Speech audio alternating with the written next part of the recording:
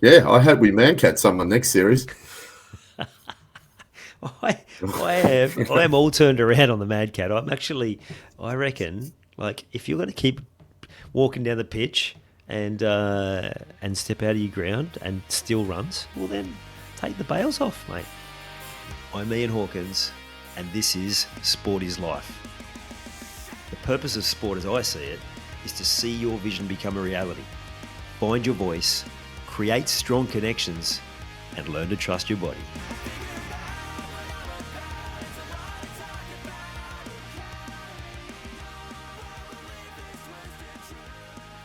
Right, another weekend review. The NRL season is a distant memory, but there's still a league going on. There was the, what's it called? PM's 13 playing against the PNG team. Didn't really see it. Not sure what happened there, but yeah, we'll move on from the league unless something big happens in the Ashes in a few weeks.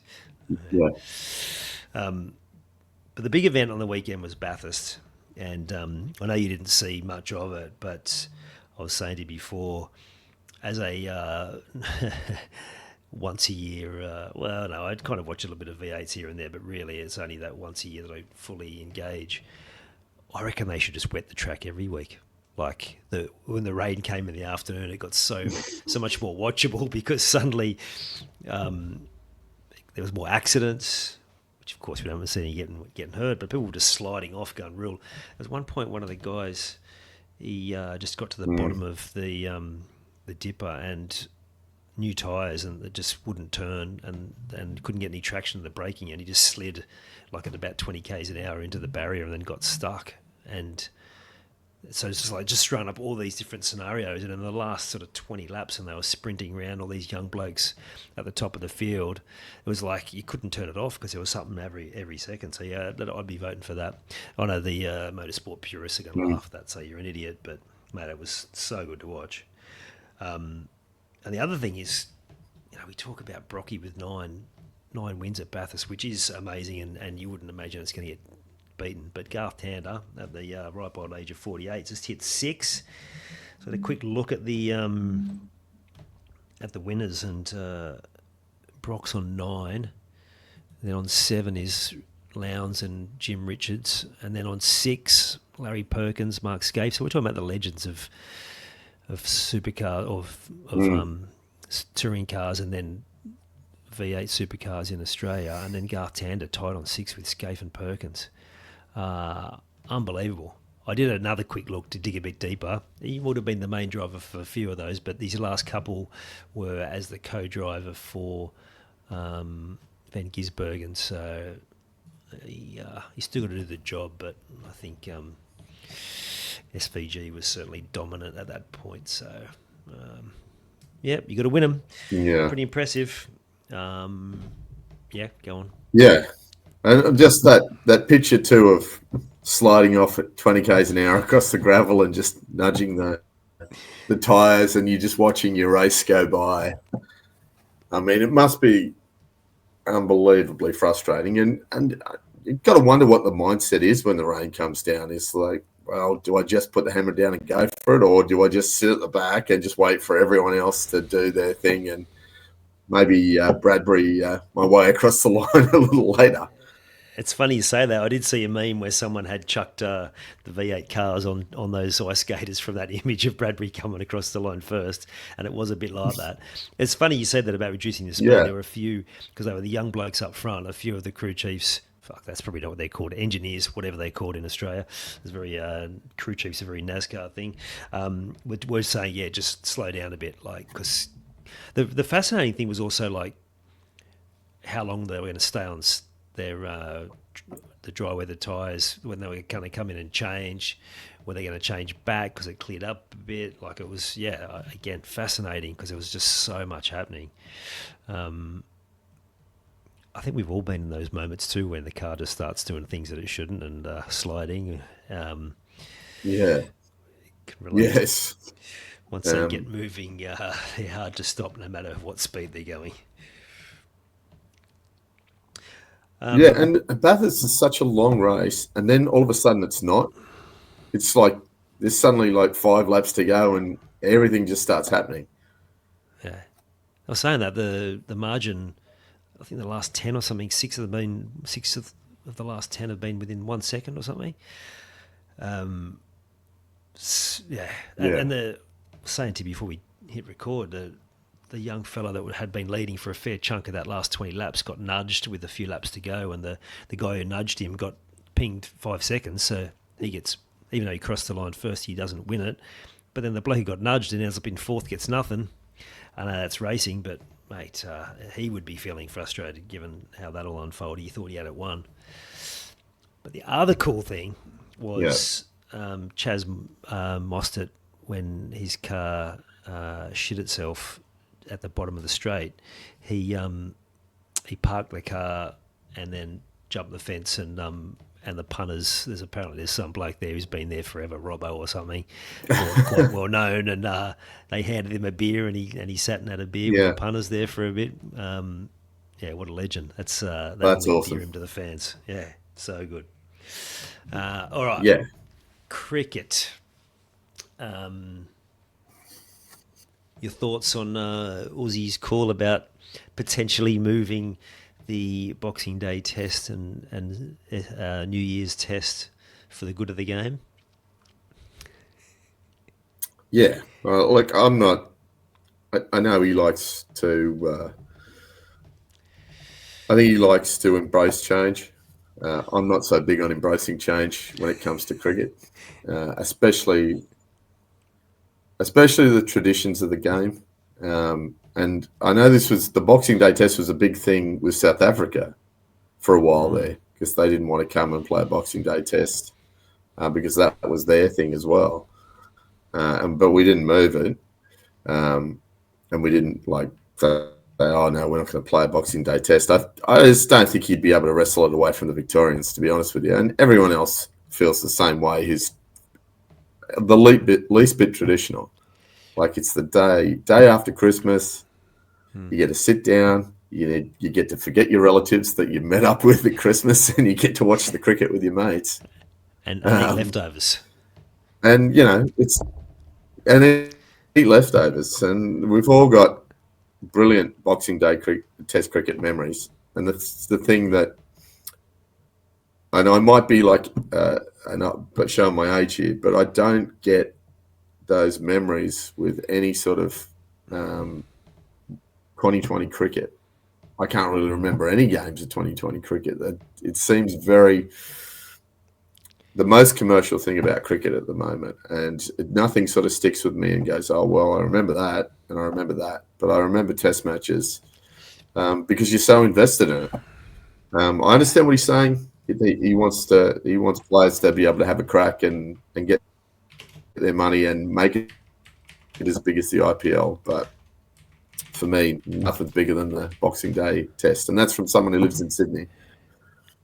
Yeah, absolutely. And then if we look at Boxing Day test last year, they got 373,000 across the 5 days against India. Like, that's because it's Boxing Day. Like, why would you move away from something that's just so profitable apart from anything else? But yeah, again, sport has lost too many traditions. So the daytime grand finals come up for debate again recently, but like they're things that work. Yes, you change things if it's going to make it better, but the proposal around making Big Bash more prevalent, like there's only so much you can fit in now with all these 2020 tournaments all over the world that the players are wanting to prioritise. So I just don't get it. And it was good to hear Mitch Stark say, the only view I have on it is Test cricket schedule is not to be touched. Test cricket is the pinnacle. I don't think Test cricket should make way for T20 cricket at all, whether it's BBL, the IPL, anything.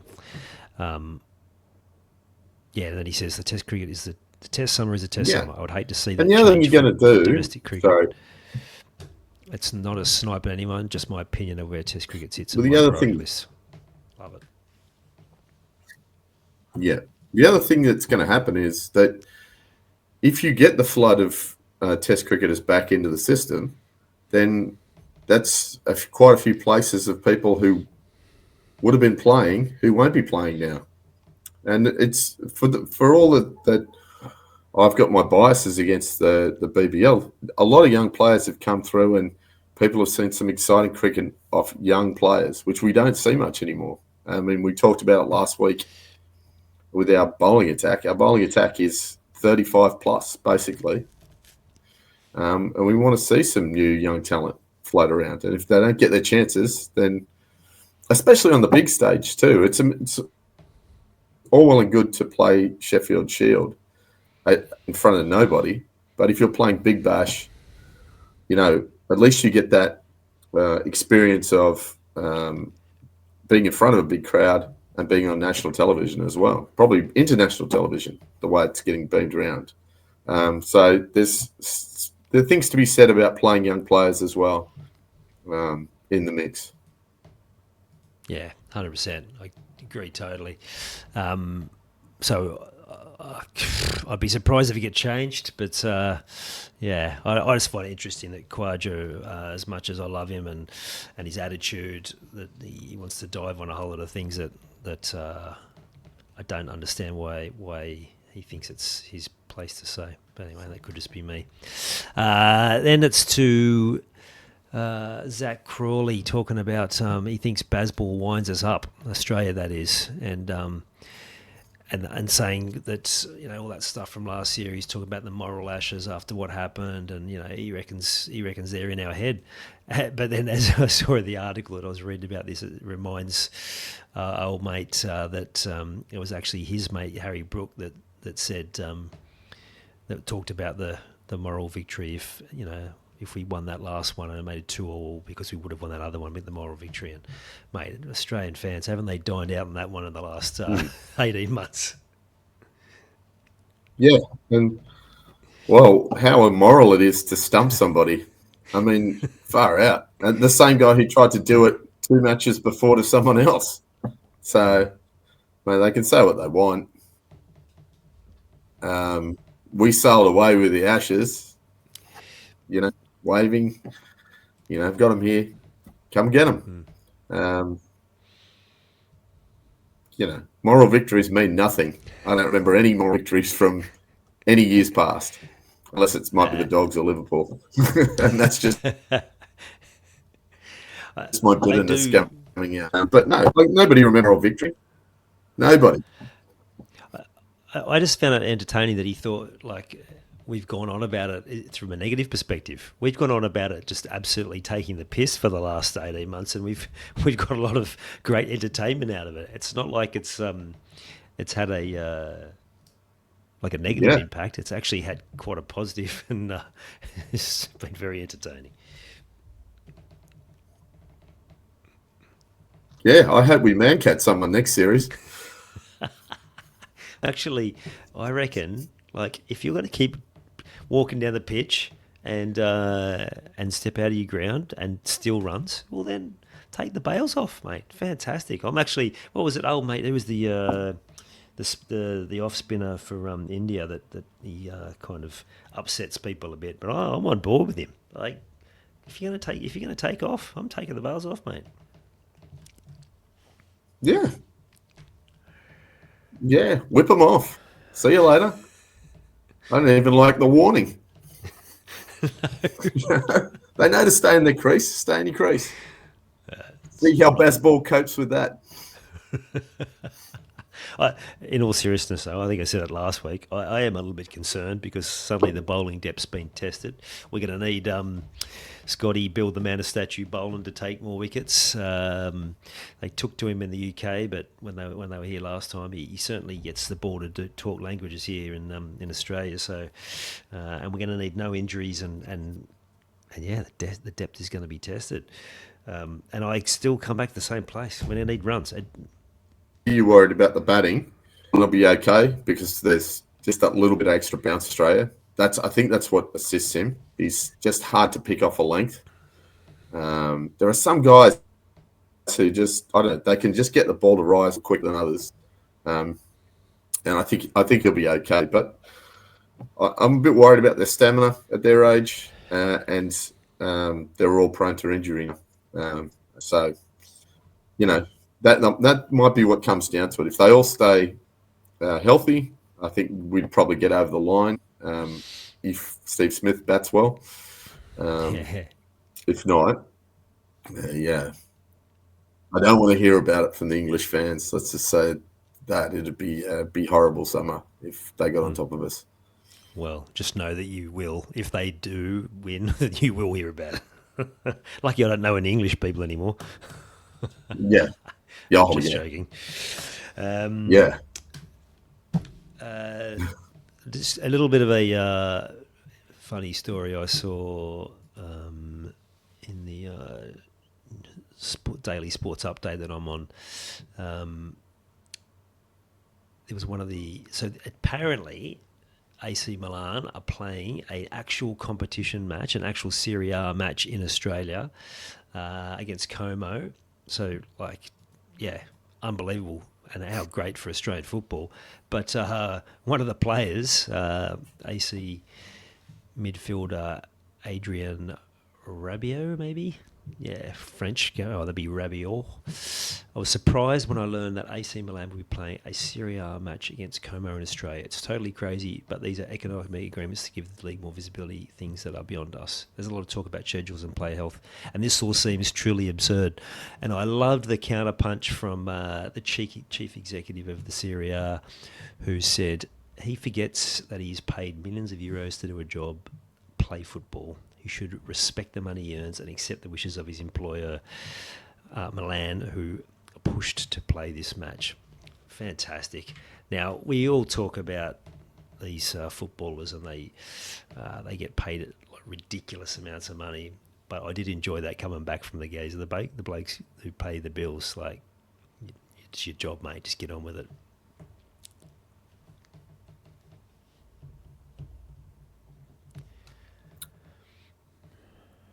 Yeah, and he can take away back for international duty and then fly back to their club.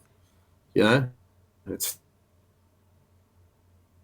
not easy. And AC Milan's not a flight, and you'll be right.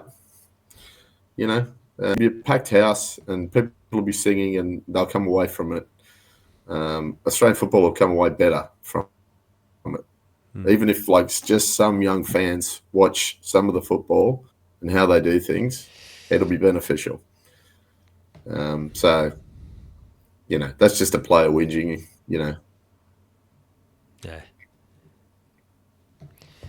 All right. Well, I think that will wrap it up. I think as we get closer to the first test, there'll be more cricket stories coming up. We're going to have to broaden our reach a bit. I might have to start, I know I said this before, but I haven't actually done it, watching a bit of NBL and a bit of A-League. The A-League starts this week. And probably still be watching a bit of League while the international series goes on until we get through to the big stuff, the tests and the Ashes. So we'll have to make sure we stay tuned. Yeah, and the Aussies are probably... Oh, sorry, I didn't mean to interrupt you then. Keep going.